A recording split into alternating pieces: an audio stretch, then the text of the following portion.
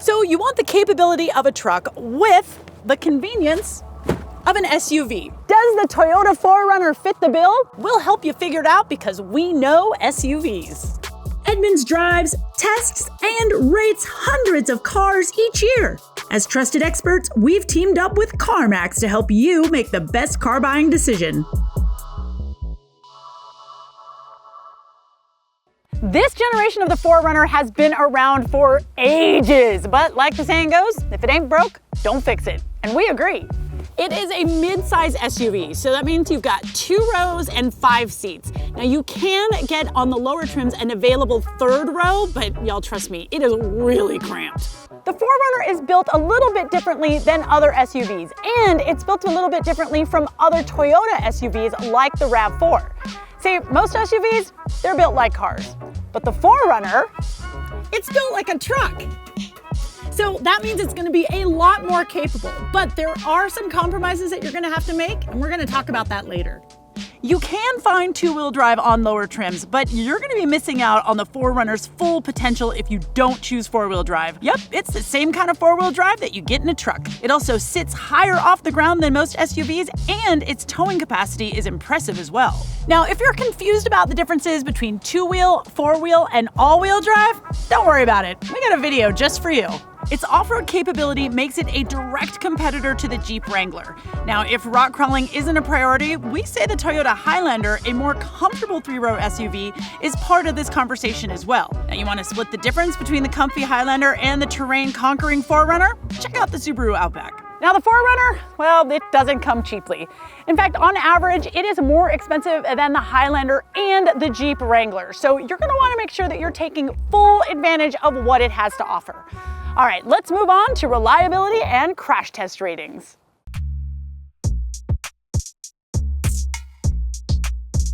Now, Toyota has an excellent reputation when it comes to reliability, but does that carry over onto the 4Runner as well? So for this, we use RepairPal, which is an independent reliability tracker, and the 4Runner gets a good score. It gets 4 out of 5 stars, which is above average for 3-row SUVs, which includes the Toyota Highlander. Plus, you'll pay less for annual repairs as maintenance with the 4Runner as well.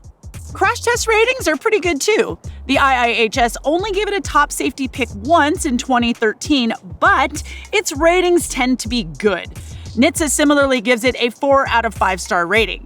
Now, if you do a lot of driving at night, you should keep an eye out for 2022 and newer models that come with full LED headlights standard. So is the 4Runner right for you? Let's go through some reasons you might pick or pass on it.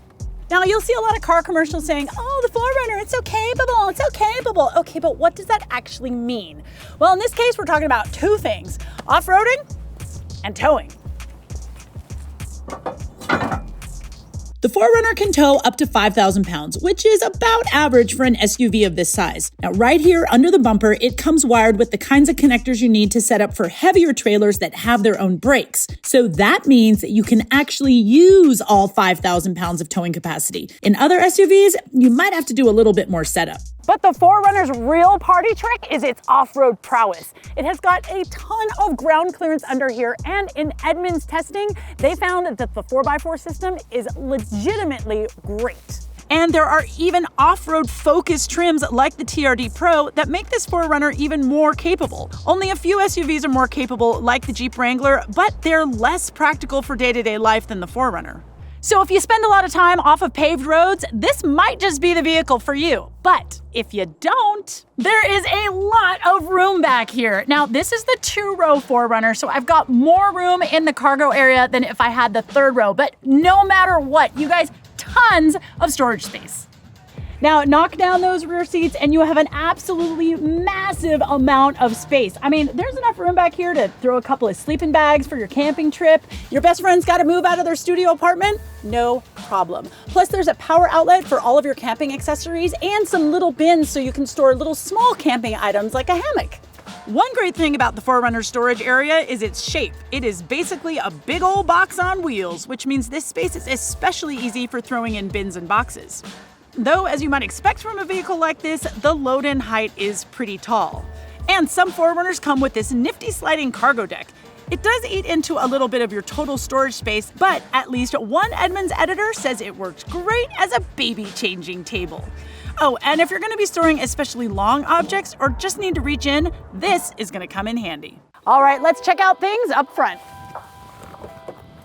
Now this is a 2024 4Runner, and that is important because back in 2020, Toyota gave us a whole bunch of really useful driver's aids as standard fare across the board. And this is a big enough improvement that we recommend looking for a 2020 or newer model year. These features include automated emergency braking, and that can bring your car to a halt if it detects an obstacle ahead. It also includes a warning if it senses you're drifting out of your lane, and that's along with one of my favorite features, adaptive cruise control. It's basically a super fancy cruise control that keeps a set distance between your car and the car in front of it. And all of these features performed really well in Edmunds testing. And if the tech in the 4Runner feels like it's been around forever, well, that's because it has been. The 2020 refresh gave us an 8-inch touchscreen with Apple CarPlay and Android Auto. Plus, the 4Runner's got all kinds of big chunky knobs and buttons, so changing the volume or the temperature is super easy. Now, if you're serious about purchasing a Toyota 4Runner, you need to take this vehicle for a test drive. And yes, I know I say that every single time, but this time I really mean it.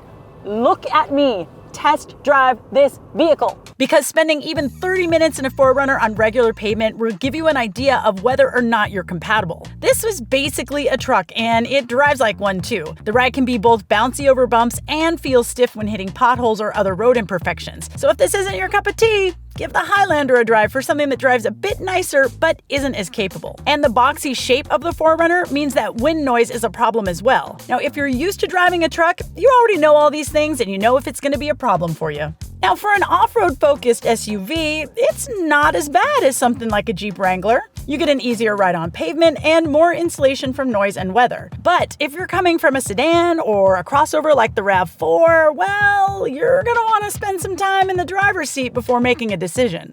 Now you're probably thinking that the 4Runner doesn't get great gas mileage, and you're right. It's worse than the Jeep Wrangler, and it is way worse than smaller SUVs like the Subaru Outback. Plus, the brakes didn't do really well in Edmunds testing. I mean, first of all, you have to put a lot more pressure on the pedal than you think to get this vehicle to slow down. And Edmunds testing found that the amount of time it took this vehicle to come to a complete stop in emergency braking was well below average.